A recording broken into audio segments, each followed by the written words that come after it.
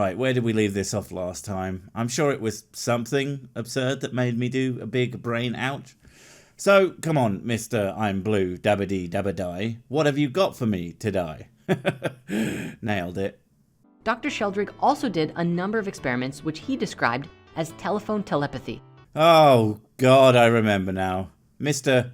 Dr. Sheldrake and his pseudoscience. You can tell he's into the old pseudoscience using this handy chart or graph, or whatever the hell this is called. What do I look like to you, a worder?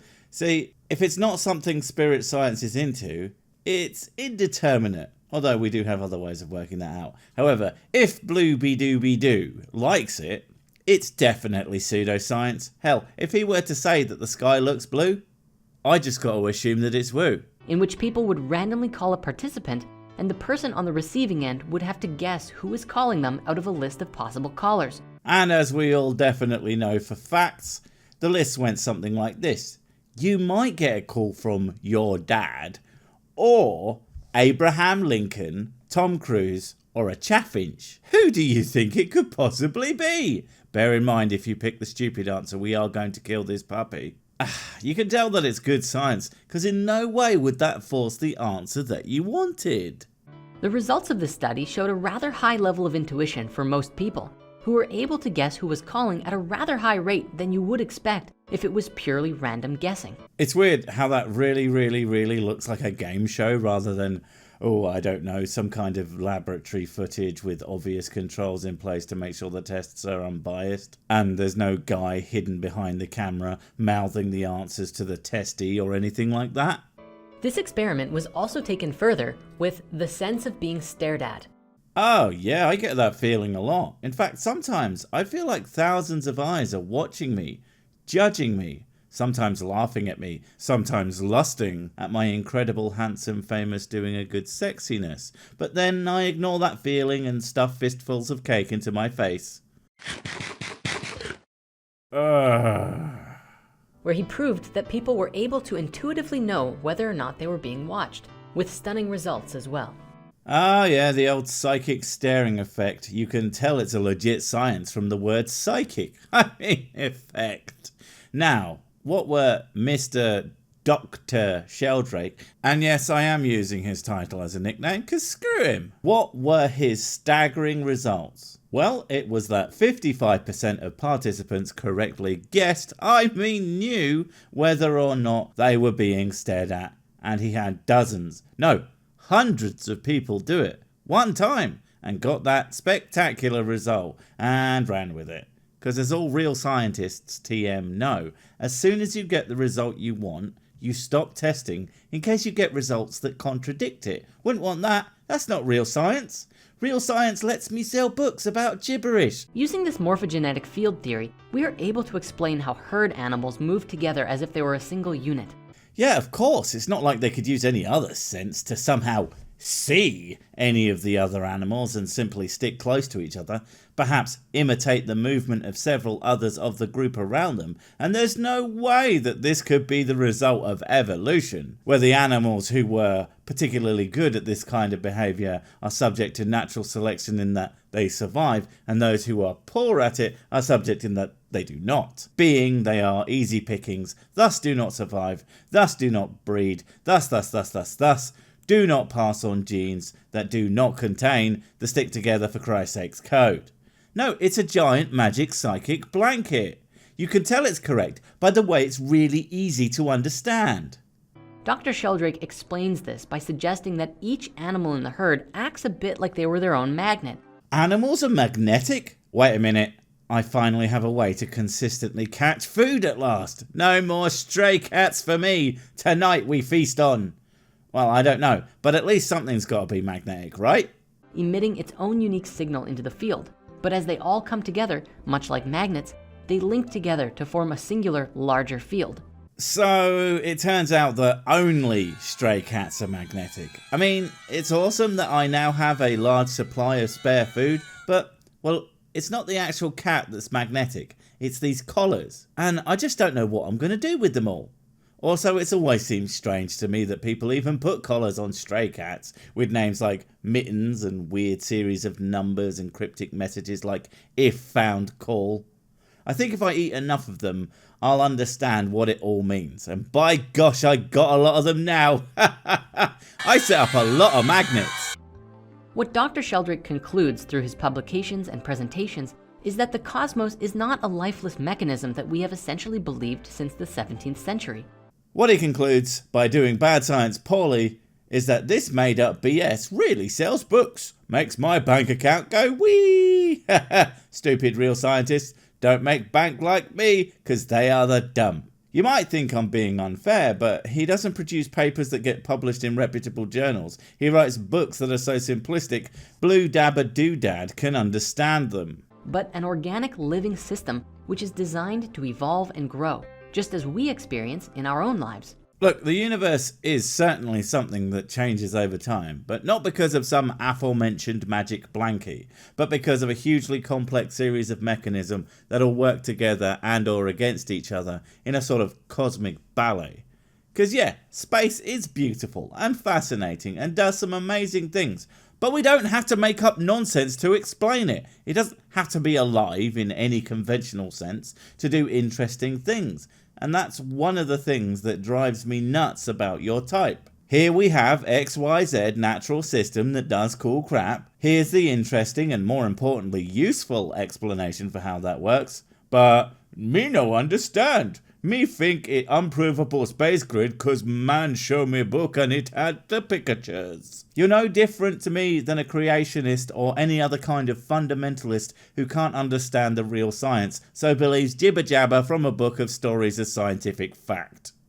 I think my favorite line of his is that, in response to people who suggest this phenomenon is paranormal and whatnot, I think the word you are looking for is bollocks. Paranormal is just the nice way that people refer to it to say, you know, that seems paranormal, as in not normal, as in not true, as in bollocks. He simply says, it's not paranormal, it's normal. It's not supernatural, it's natural. And he's not Dr. Sheldrake. He's a frigging quack. In the comments below, you can find links to Dr. Sheldrake's presentation that he gave at Google in 2008, as well as one to an interview he did in 2016. And there are several wonderful Gaia presentations featuring his work as well that we'd love for you to check out. Yeah, I'm actually trying to reduce my intake of horse poop. My doctor says it's bad for me and I believe him. It's really starting to give me stomach cramps, but I'll save it to the list, I promise, and I'll check it out later. The next scientist I want to share with you... Oh god damn it, they're breeding. Who is this doctor and what is he into then? If it's not something completely asinine, I will send you so many delicious cats. Wait, what? He's a vegan? So what? Eating cats isn't vegan? Since when? I'm gonna have to look this up, sounds like a lie to me. Not that it matters, but I am convinced that cats are vegetables, and nothing you can say will convince me otherwise. Is Dr. Dean Radin, PhD, and his team at the Institute of Noetic Sciences. Dean Radin, he sounds familiar. Yeah, he wrote a book, obviously. The Conscious Universe, the Scientific Truth of Psychic Phenomena. Now, maybe this is nitpicky, maybe it isn't. But one would think if he had scientific proof, that might be the word that he uses, instead of using the good old woo favourite of the nebulous truth. These amazing people have created a most compelling experiment. Compelling is not a synonym for completely worthless trash. Just letting you know for future reference. Where they demonstrated that using nothing but meditative thought, you can have a nice nap and relax a bit. That thing that is pretty much the only useful feature of meditation. Well, that and getting hippies to hang out with you and then pushing them into a blender when they shut their eyes. Not that I would do that kind of thing, obviously. You can affect the outcome of an experiment from the other side of the planet in real time. Oh, is that the Global Consciousness Project? I got to assume it is. It's what those guys do. And those experiments, if you want to call them that, are, as I understand it, basically random data generators run by the Global Consciousness Project that are left to spew out results. Then when some interesting data sets are crapped out, they bang on their desk and demand pictures of Spider-Man. Wait, I'm thinking of the Daily Bugle. No, they claim that that data is because of some global consciousness because reasons. It's all very compelling. Now bring me pictures of Spider-Man. Dr. Radin's talk begins by him describing that almost all of the fathers of quantum mechanics have described that something extra-physical must be involved in the measurement chain of an experiment. Look, I'm not going to pretend to understand quantum theory or, well, anything, but it seems to me that assuming if what they meant was what you likely mean, as in to say something paranormal without knowing, and the fact that not all of them seem to agree with this idea, well, it's a bit like the scientific greats of way back when, believing that their experiments would prove the majesty of God and his creation. Now, there is the possibility that could have happened given our knowledge of the universe as it was. It didn't, but it could have. And the same is true about some non-material, non-our reality thing is causing the quantum stuff to happen. But until that is proven, and as I understand it, it hasn't, it's kind of irrelevant. And honestly, the way I see it, if that kind of thing were to happen, it would just be a facet of our entire reality that we simply don't understand yet. Not, and I cannot stress this enough, magic. And by this they referred to consciousness, something outside of what we know as material reality. Oh hey, actually nailed it. That is what you mean. And again, material reality is just what we know of as real, and if we can prove something as real, then it becomes part of material reality. Back to the God point again, if we were to find a way to detect God, he would cease to be supernatural and just become another thing that is part of the natural world. I have a funny feeling that if we were to prove everything that you talk about to be scientific facts, that you would lose all interest and find some even wackier crap to mouth spooge about. Because what's the point of believing anything if you can just prove it like some kind of lamewad, right? He then goes on to explain that they built a very simple double slit experiment. The double slit experiment? That's actual science. What's that doing here? Throw it out before it proves something. You know how I feel about proof and evidence. Disgusting, despicable concepts. In the bin. Most of you are probably familiar with the double slit experiment. I don't know, man. Have you met your audience? They think that spirograph is magic and that you can talk to dogs with your mind. We all know that you do it with your face by making the noise, "Who's a good boy?" If you don't know that, there's literally no helping you. But the simple version is that this is an experiment which shoots photons through two slits, making a pattern appear on the receiver past the slit openings. The thing about this experiment that has mystified scientists for years. Mystified? Mystified. Scientists aren't generally mystified by a phenomena that they cannot immediately explain, because in all likelihood it isn't mystic, assuming that they cannot explain why that thing happens right now. I don't know if that was true for the quantum crap, but let's just roll with it. I'm making a point. What does that tell you? Does that tell you automatically that it is magic and we must cram any and all stupid explanations into its place? Or more testing is needed to be done? Now we know what your choice is. Hell, you cram ridiculous explanations into things we already understand. So of course every time you will jump to a God of the Gaps type argument. It's frustrating, exhausting, and it's why I'm going to stop here. That, and you're about to explain something fairly accurately, and I need more time to figure out how I can turn that into a penis joke. Trust me, I'll find a way to stick it in. Oh hey! Quick bit of housekeeping for those of you who have decided to stick around. The more astute among you will have noticed that this video is out on a Friday and not a Saturday. And I ended up skipping the Wednesday video this week because sleeping patterns and so-called ice pick headaches. Don't get them, they are not fun. Basically, I'm probably working a little bit too hard.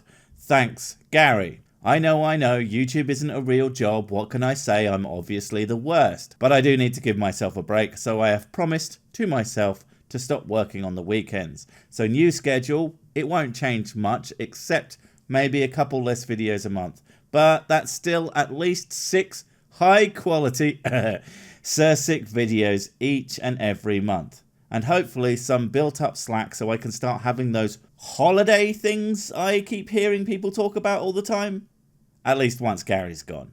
But the Sunday streams will now be on Monday and Saturday videos will now be on a Friday with alternating weeks for Wednesday videos. But I will keep working on them nonetheless for aforementioned slack. This will also help with the stress of YouTube putting me in YouTube jail for indeterminate amounts of time all the time, and if I push it far enough I'll give myself a bit of extra time to improve my vids to boot, but don't quote me on that, I do still suck. Anyway, thanks for sticking with me. I hope everybody is in good health and that the craziness of the last few months and days settles down and we can get back to the important things, like the pub. That's the important thing I want to get back to. I am missing you at all.